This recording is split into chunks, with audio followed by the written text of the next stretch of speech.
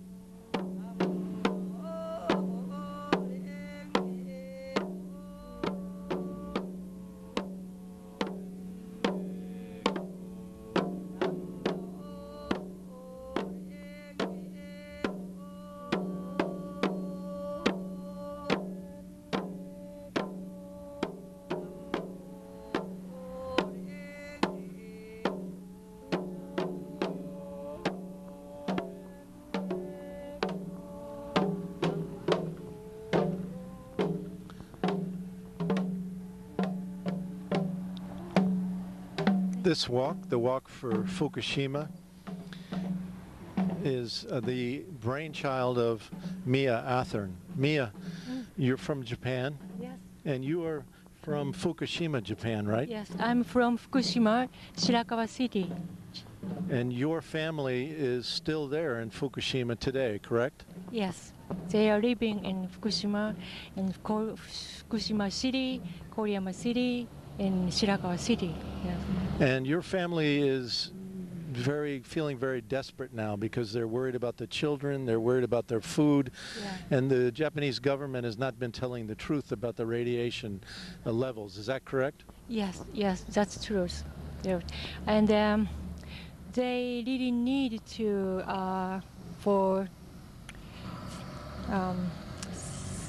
be protected from radiation exposure, because many children and pregnant women still living there. So we want to ask government, please protect, please evacuation from their living place sooner. Yes.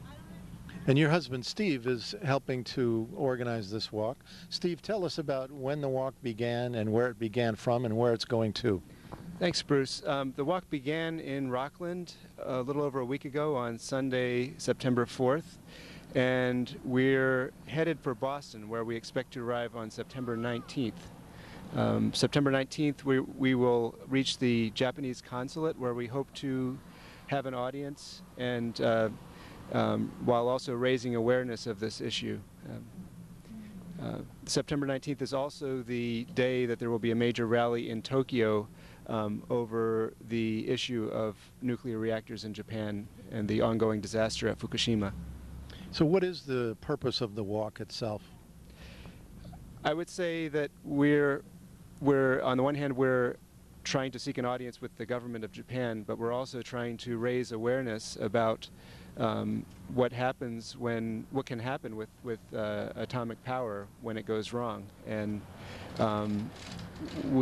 we think that the risks have not been taken into account even in our planning here.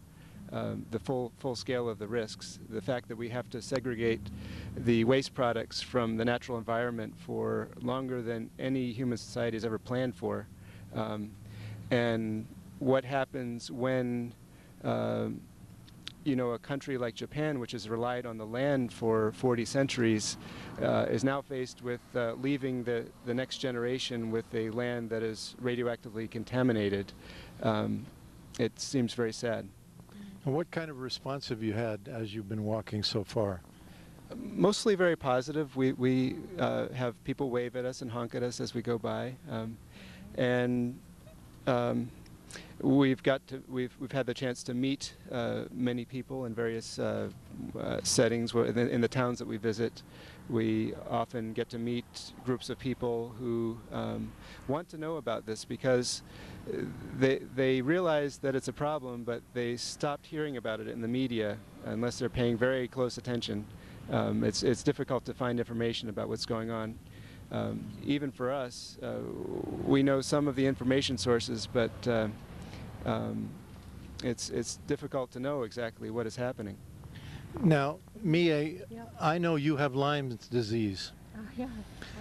and I heard that when you went to Fukushima, soon after the accident, Yeah. that you went to see your family, Yeah. and you were in a wheelchair.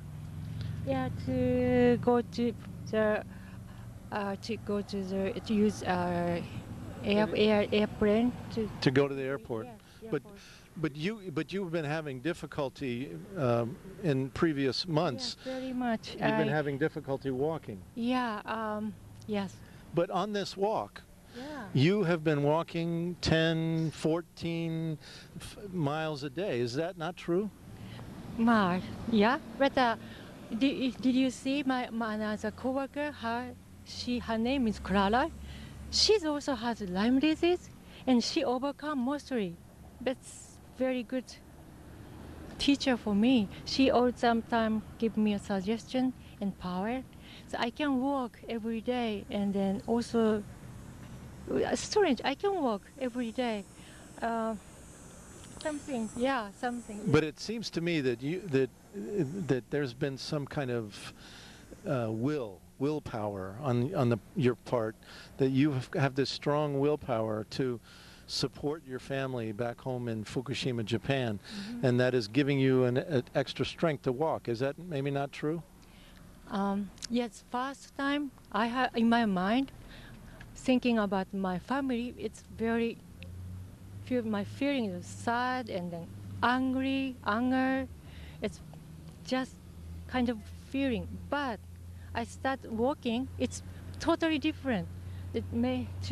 Walking is make me change.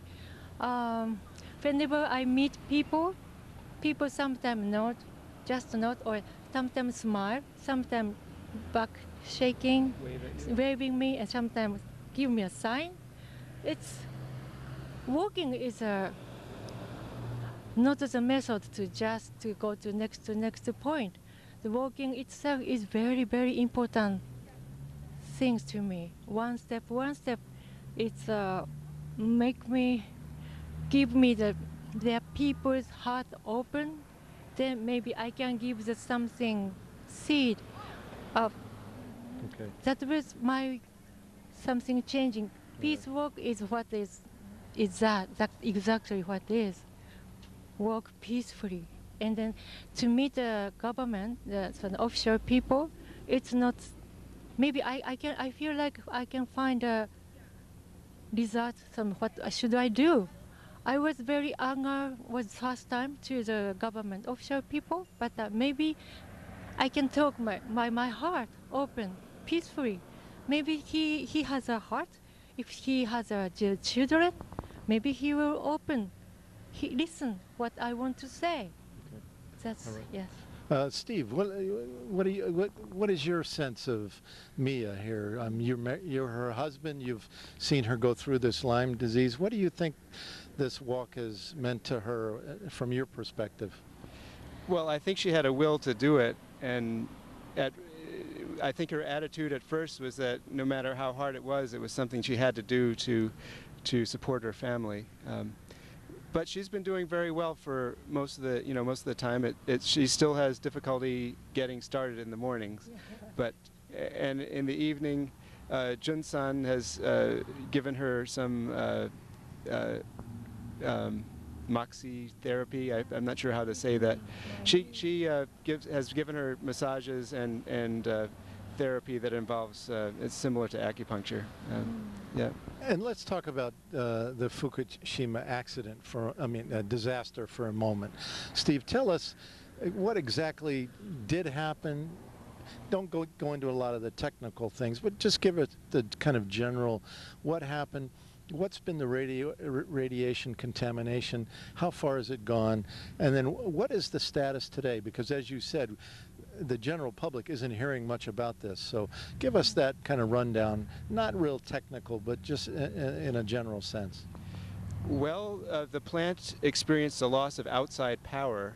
I think that's a risk that I understand is not being looked at very closely here in terms of assessing risks.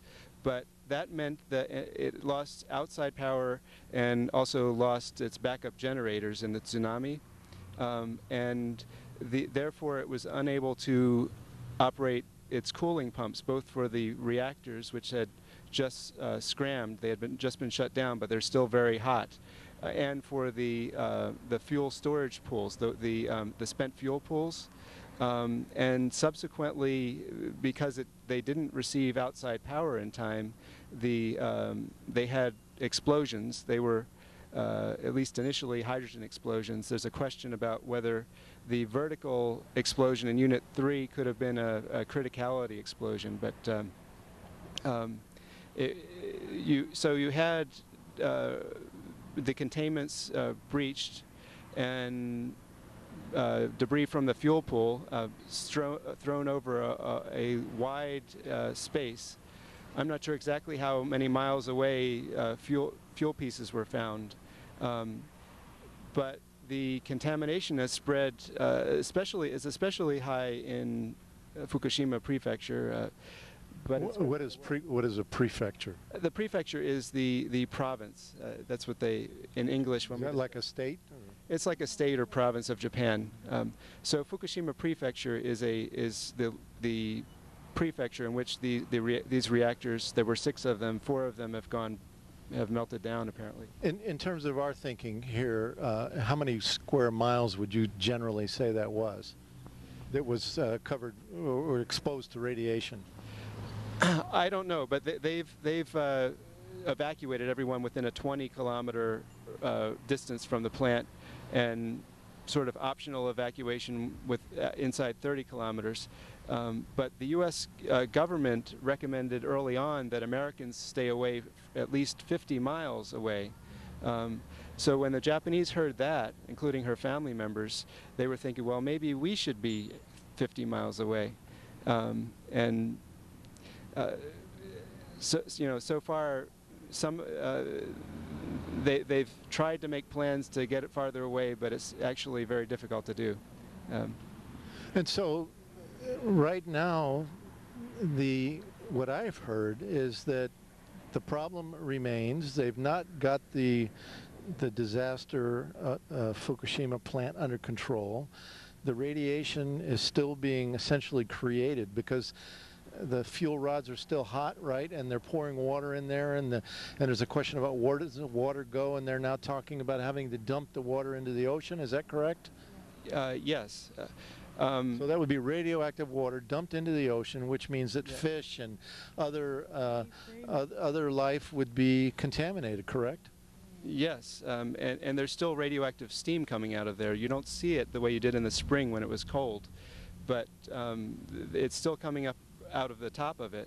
And they're building these tent structures to go over each of the units. So far they're putting the first one in place right now, but as I understand it, those tents will not prevent radiation going into the atmosphere. They will merely have it enter the atmosphere at a higher altitude, which means that it will protect the workers better on the site, but it won't really stop the problem.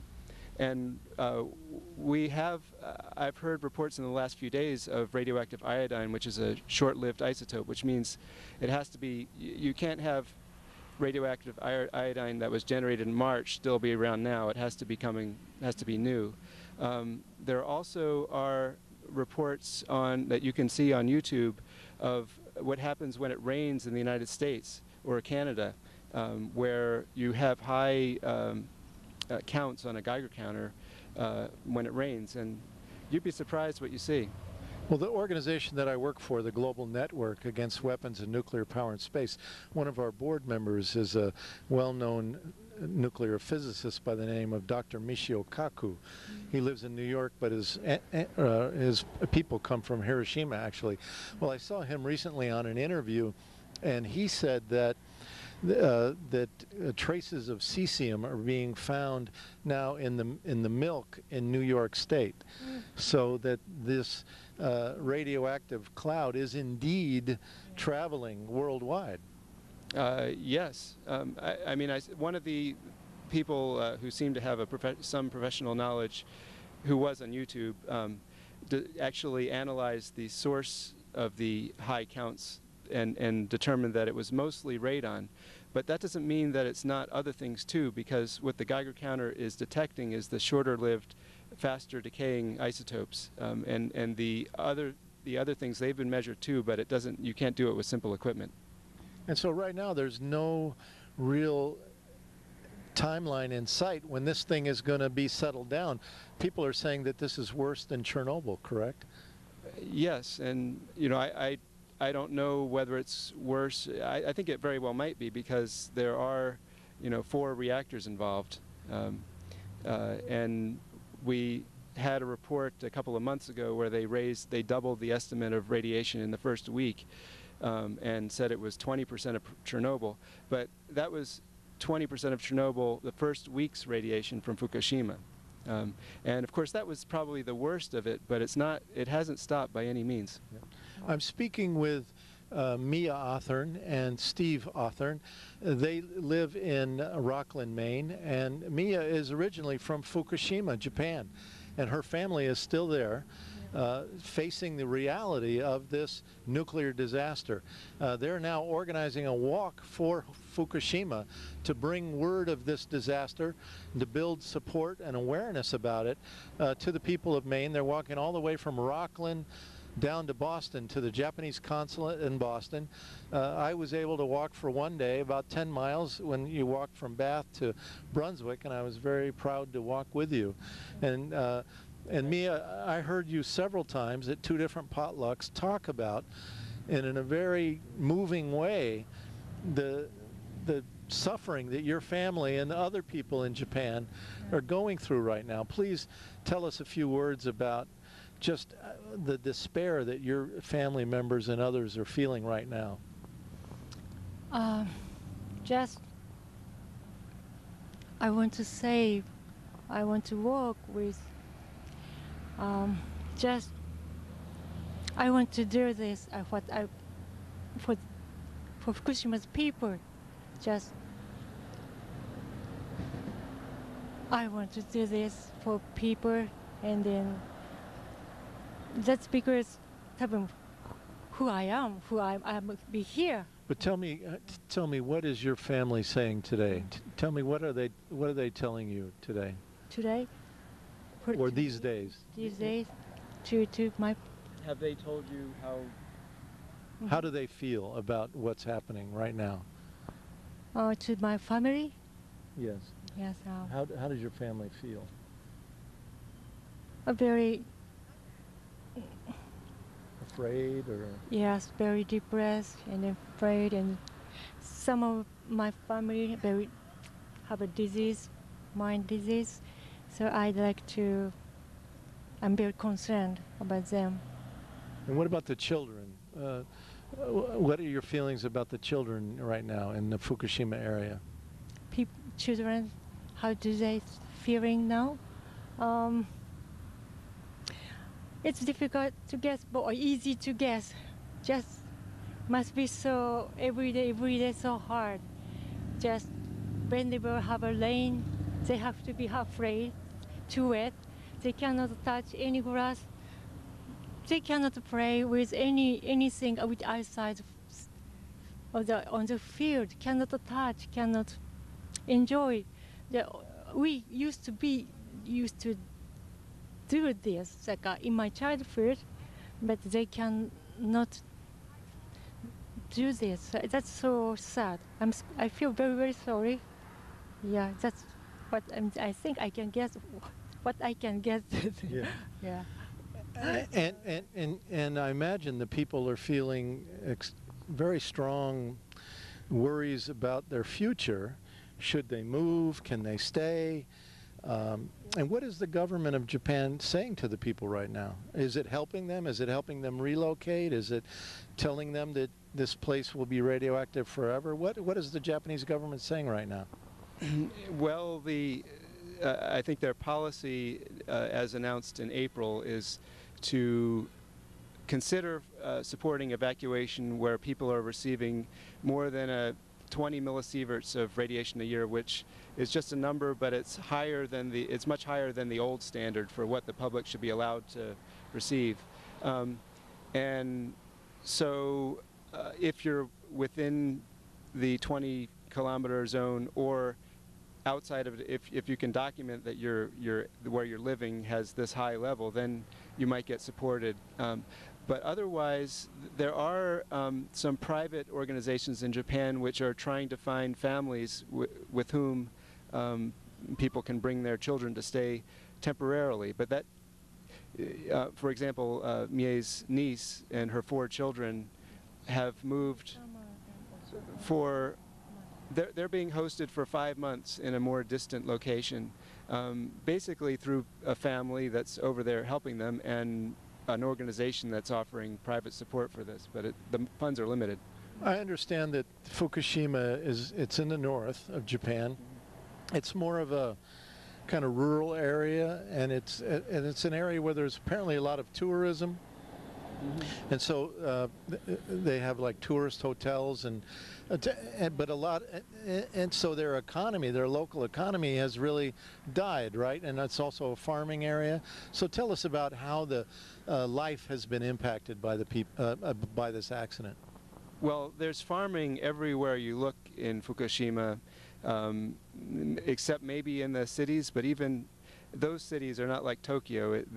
I would say even within the cities you'll see farming in every nook and cranny that's possible. And there's a fishing industry, which was pretty devastated by the tsunami, but to the extent that they might be able to recover, they're really, it's hard to they can't market what they catch anymore. The farmers can't sell their grain, or they have to pay high prices to bring like feed straw from a distance or so on. And yeah, the hotel industry, I know that's where I first visited Japan. I was involved with a hotel in a hot springs resort town, and I'm sure that they're probably suffering right now. And so people really don't have a way to make money. If they grow food on their farms, nobody wants to buy it. And so what are they doing for income now? Oh, I don't know. They just cannot make money. So I had a very sad news. Some farmers killed themselves. Farmers did, yeah. because they couldn't face the future. Yes, that's very sad. Not only one, several. I think more. That's news. Yes. Several farmers in the Fukushima area. Yes, yes. We heard very much and very, very sad. And then also we had a lot of hot springs. I visited several times, but more. When I was staying in Japan, it was for April to June, already less people to come to join, to enjoy the hot spring. But the people, the tourists, they didn't anymore come. And if someone was to decide, okay, we're going to move from here, from Fukushima to, let's say, Tokyo, can they sell their house? That would be more difficult, and of course, just like in the United States, people have mortgages, and if you're involved with a mortgage, it makes it more difficult to just pick up and leave. You've got to find a buyer who can also pay the mortgage. So who's going to want to buy a house up in Fukushima right now, right? Nobody, huh? Let's talk about nuclear industry for a moment. Were you always opposed to nuclear industry? Have you always been anti-nuclear person? No, I was a very ordinary person until Very ordinary person. yeah. So until happened accident of Fukushima Daiichi station. Yeah. Um, I was living in until 2005 in Fukushima until married with Steve and come to America.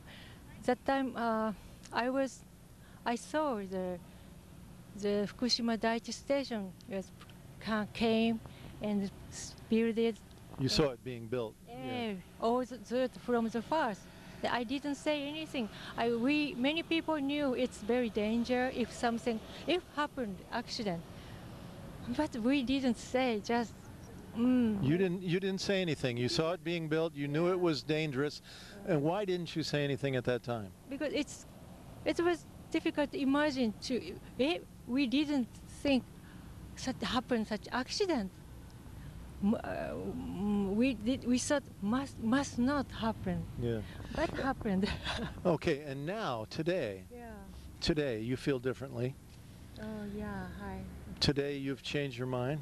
Now you're walking from Rockland all the way to Boston, and you carry the pain of your family and other people in Japan in your heart as you walk. So it's a different kind of. So what would you say to someone listening to the TV program right now who says, well, there's nothing wrong with nuclear power? What would you say to them now? Let me ask Steve first, and then I'll ask you the same question. What would you say to people, Steve? We only have 2 minutes left, so make it 1 minute. Well, I think actually nuclear power, we do face a fossil fuels crisis, but it's hard to imagine it's almost inconceivable that we could actually have functioning nuclear power without fossil fuels. It's actually very fossil fuel dependent itself. So that's a point. What do you mean by that, quickly? Well, in constructing the plants, building them, if you ever want to decommission it, you've got to have like huge cranes and all this fossil fuel dependent infrastructure. And if something goes wrong, you've got to segregate it from the natural environment for centuries, when you'll be less able to do that in a fossil fuel constrained world. So it doesn't seem like it's the right direction. It's a dead end path. Very quickly, today, what would you say about nuclear power? Yes or no? No, it shouldn't. Product shouldn't be here on the earth, because that's so much trouble, wrong. Yes. So if you feel something wrong, that nuclear power plant existence, please join and come with our work. If you think you have a children you want to keep safe, please join our work. Yes, please. And your shirt, what does it say? It's We Love Fukushima. We love Fukushima. Yes. All right. Well, thank you, Steve. Thank you, Bruce. Thanks for having me. Mia, thank you very much. Thank you so much. I wish you the best of luck on your walk. You're now in Biddeford, Maine, walking south to Boston. Have a very safe journey. And thank you for watching another edition of This Issue. Until next time, good luck to you all, and please get organized.